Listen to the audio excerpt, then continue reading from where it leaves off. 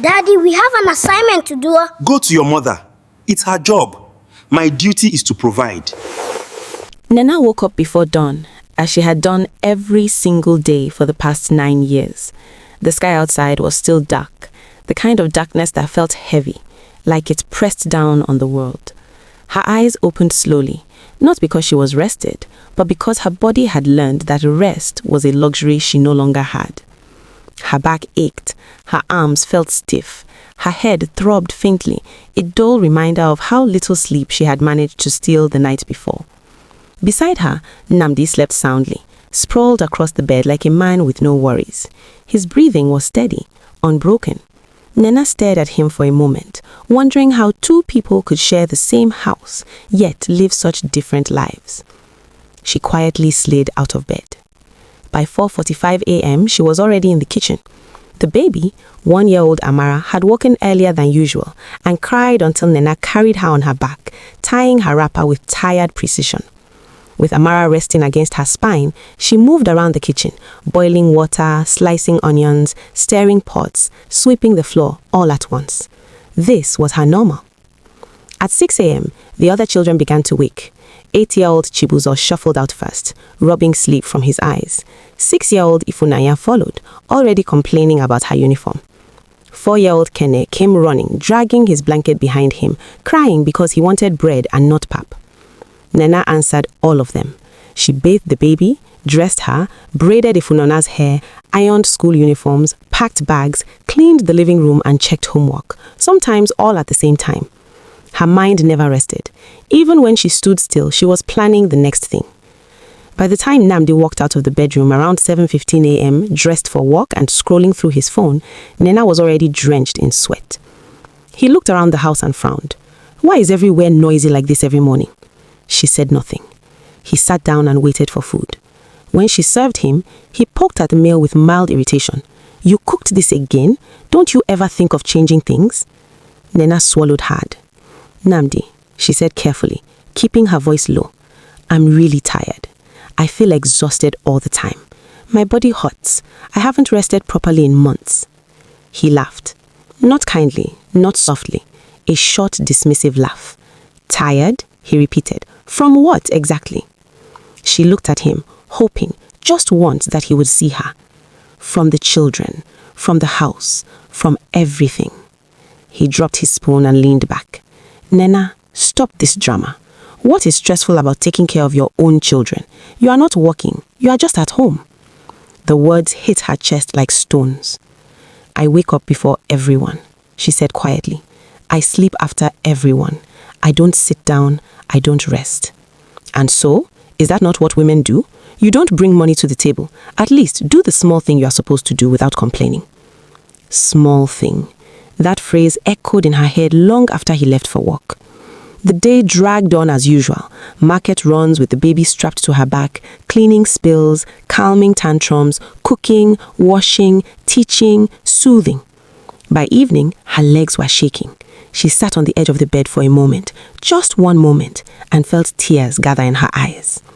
When NNAMDI came home and saw her sitting, he frowned again. Why are you sitting like this? Is food not ready? Something inside her finally broke. This is too much, she said, her voice barely above a whisper. I can't keep doing everything alone. I need help, I need appreciation, I need rest. He waved his hand dismissively. You are exaggerating. There is nothing stressful in this house. You people like to complain too much. She looked at him then, not with anger, but with clarity. That night, Nenna did not sleep. She lay awake listening to her children breathe. Amara stirred in her sleep and whimpered softly. Nenna reached out and placed a hand on her tiny back, tears slipping silently down her cheeks. She loved them more than life itself, and that was exactly why the decision she made next almost destroyed her. At dawn, she moved quietly. She cooked breakfast. She bathed the children. She packed their school bags. She braided hair, buttoned shirts, tied shoes. She hugged them longer than usual. Mommy, why are you hugging me like this? Chibuzo asked. No reason, she replied, forcing a smile. Just because. She did not tell them she was leaving. She couldn't. When NNAMDI left for work, Nenna packed a small bag, just clothes, documents and her phone. She stood in the living room looking around the house she had built with her body, her time, her sacrifices. Her hands shook. She wrote a short note and placed it on the table. I am not lazy. I am not useless. I am exhausted. I need to breathe. Then she walked out, alone. When Nnamdi returned that evening, the house was loud, children crying, toys everywhere, no food smell, no calm. Nena, he called. No answer. He saw the note, read it once, and laughed. Ha, she will be back. Where will she go? She has no option. He rolled up his sleeves and looked around him at the chaos. How hard can it be? He muttered. Behind him, the baby cried louder, and for the first time, doubt flickered just slightly in his chest. The first night without Nnenna felt long, loud, and unforgiving. Amara cried until her voice went hoarse. Kene refused to sleep without his mother. Ifunanya wet the bed and cried in shame. And Chibuzo tried to act strong but kept asking when mommy was coming back. Nnamdi did not sleep. By morning, his head throbbed and his body felt strangely heavy. He moved slowly, unsure of what to do first. Breakfast was chaos. Bread burned in the toaster. The baby spilled tea on herself. The children argued over plates. By the time he dropped them off late at school and rushed to work, his shirt was stained, his nerves were shredded, and his patience was gone. He arrived late. Again. The first day, his boss warned him. The second day, his boss frowned. The third day, his boss called him in. This is not like you, his boss said. Your performance has dropped. You're distracted. If this continues, we'll have to let you go. Nnamdi nodded, embarrassed, but inside he was angry. At home, at Nnenna. This is what she wanted, he muttered as he left the office early again. Back at home, the house smelt. Laundry piled up. Dishes sat in the sink. The baby clung to his leg, crying endlessly. He tried to cook, but forgot the pot on the fire and burned the food. The children complained. Mommy cooks better. Mommy helps me with homework. Mommy doesn't shout like this. Their words pierced him. Still, pride kept him going. On the fourth day, the school called. Sir, your children have missed school twice this week. Is everything okay? Everything was not okay. The children stayed home the next day. He tried to manage them while attempting to work remotely, but nothing worked. The baby needed attention every minute. Kene spilled water everywhere. Ifunanya cried because her dress was dirty. Chibuzo missed an online test. By the end of the week, he was fired. The letter was short, polite, final. Nnamdi sat on the edge of the bed and stared at it for a long time. The house was loud. The baby was crying again. His head dropped into his hands. This is too much, he whispered. The words tasted bitter in his mouth. Out of desperation, he decided to hire help. When the maid quoted 400,000 naira for 1 month just to do laundry and help with the children, and not even sleep over, his eyes widened in shock. Are you mad? He shouted. For doing small work? The maid looked at him calmly. Sir, it's not small work. He sent her away angrily. But hunger doesn't listen to pride. After 2 days of burnt food and hungry children, he began buying prepared meals. Rice, soup, bread, snacks. Every day, money left his account faster than he could understand. By the second week, his savings were almost gone.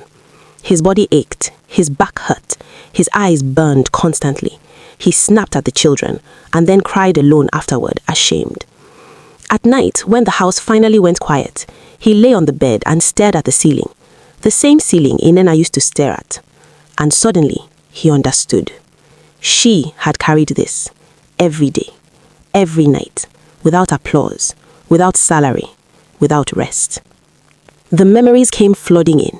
Every time she complained and he laughed. Every time she asked for help and he dismissed her. Every time he called her work small. He remembered her eyes, how tired they always looked. Shame wrapped around his chest like a tight rope. On the third week, he broke. He picked up his phone and called her. She didn't answer. He sent messages. I'm sorry. I didn't know. Please come back. No reply. Finally, swallowing his pride completely, he went to look for her. When he saw her, she looked different, healthier, calmer. There was peace on her face that he had never noticed before. He couldn't speak at first. Then he knelt. "I was wrong," he said, his voice cracking. "I thought you brought nothing to my life. I didn't see that you were the life. You were my stability. You made everything easy, and I mocked you for it." Tears filled his eyes. "I've lived your life for weeks, and it almost destroyed me. Please forgive me." NNENNA looked at him quietly. "For years," she said softly, "I begged to be seen. Not praised, just seen. I see you now. I truly do." She came back, not because she had no option, but because respect had finally entered the marriage. Things changed. NNAMDI changed. He helped with the children. He listened.